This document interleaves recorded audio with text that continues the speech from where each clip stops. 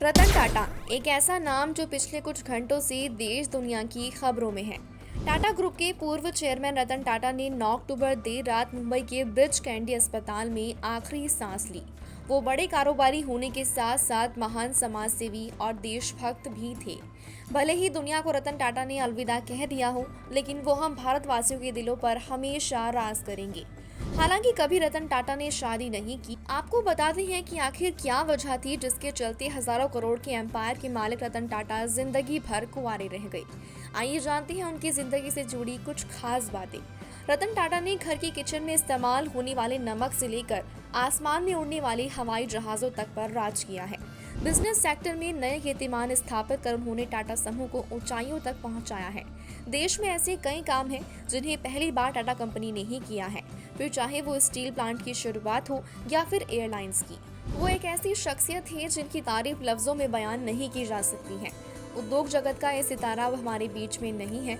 Tata group को बुलंदियों तक पहुंचाने वाले रतन टाटा ने टाटा सन्स के चेयरमैन के रूप में मार्च 1991 से दिसंबर 2012 तक टाटा समूह का नेतृत्व किया।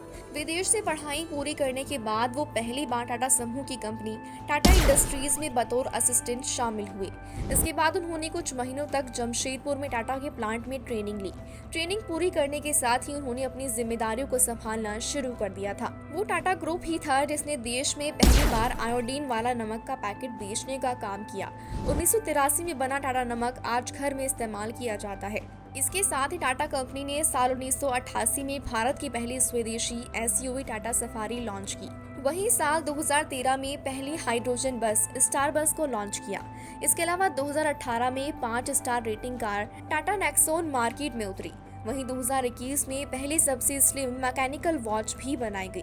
हर आदमी का सपना होता है कि उनके घर में कार हो, लेकिन बजट ज्यादा होने की वजह से कार उसकी पहुंच से बाहर होती है। वहीं रतन टाटा ने इस मुश्किल का भी हल निकाला था। साल 2008 में टाटा कंपनी ने दुनिया की सबसे सस्ती कार को लॉन्च किया। टाटा नैनो वो कार थी जो आम आदमी के बजट में आसानी से पहुंच सकती थी। महज 1 लाख रुपए की इस कार को लोगों ने काफी पसंद किया। रतन टाटा ने लोगों के सपने को सच कर दिया। रतन टाटा का भारत के कारोबारी जगत में काफी योगदान माना जाता है। भारत के रतन कहे जाने वाले दिग्गज उद्योगपति रतन टाटा उन हस्तियों में शामिल हैं जिनका देश का हर नागरिक दिल से सम्मान करता है। वो अरबपतियों में शामिल होने के बावजूद अपनी सादगी से हर दिल के अजीज बन गए। उन्होंने हमेशा गरीब और जरूरतमंद लोगों की मदद की है। देश के लोगों के दिलों पर राज करने वाला देश का यह अनमोल रतन अपनी निजी जिंदगी में तन्हा रहा। उन्होंने अपनी पूरी जिंदगी तन्हाई में गुजार दी। रतन टाटा ने कभी शादी नहीं की। इसके पीछे एक ऐसा किस्सा है जिसे सुनकर हर किसी की आंखों में आंसू आ जाएंगे। रसोई में इस्तेमाल होने वाले नमक से लेकर लोगों को आसमान तक की सैर कराने वाले रतन टाटा ने शादी क्यों नहीं की, ये सवाल कई बार उनके सामने से होकर गुजरा है। रतन टाटा ने अपनी पूरी लाइफ अकेले बिता दी, कभी शादी नहीं की, लेकिन ऐसा नहीं है कि उन्हें कभी किसी लड़की से प्यार नहीं हुआ। प्यार हुआ और बात शादी तक भी पहुंची थी, लेकिन फिर कुछ ऐसा हुआ कि उन्होंने कभी शादी ना करने का फैसला किया। रतन टाटा ने एक बार अपनी पर्सनल लाइफ के बारे में बात करते हुए अपनी प्रेम कहानी का जिक्र किया था।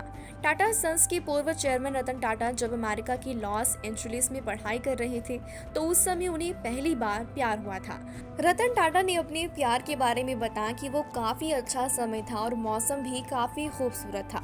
रतन टाटा ने बताया कि लॉस एंजेलिस में उन्हें एक लड़की से प्यार हो गया था और उन्होंने मन ही मन ये फैसला कर लिया था कि शादी भी उसी लड़की से करेंगे, लेकिन किस्मत को शायद कुछ और ही मंजूर था। उन्हें पता चला कि उनकी दादी की तबीयत खराब है, जिसके बाद वो लॉस एंजेलिस से भारत वापस आ गए।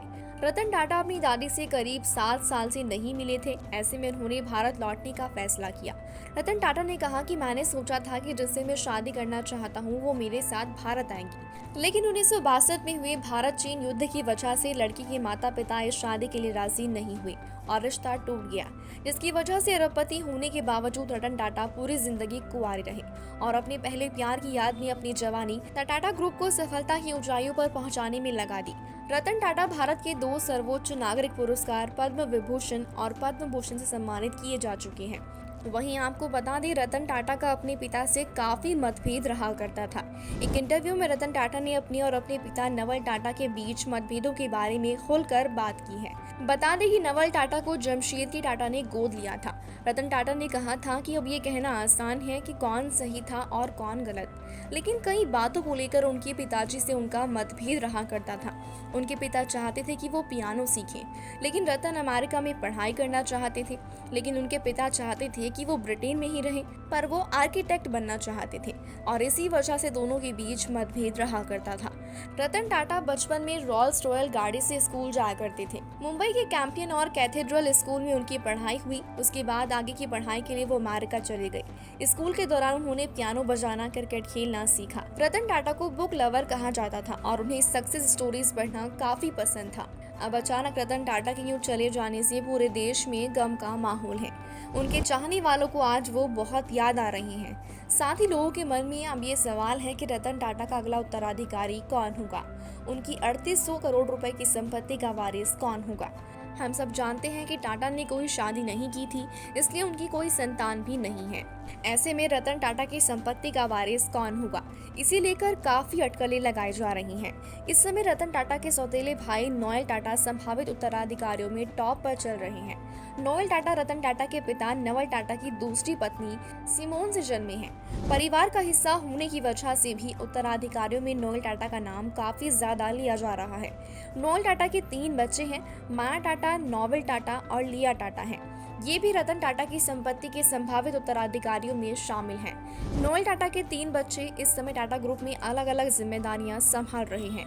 34 साल की माया ने टाटा अपॉर्चुनिटीज फंड और टाटा डिजिटल में अपनी भूमिका निभाई है। टाटा न्यू ऐप की लॉन्चिंग में उनका काफी योगदान था। इसके अलावा 32 साल की नेवल टाटा ट्रेंड लिमिटेड में प्रमुख हाइपर मार्केट चेन स्टार बाजार को लीड कर रहे हैं।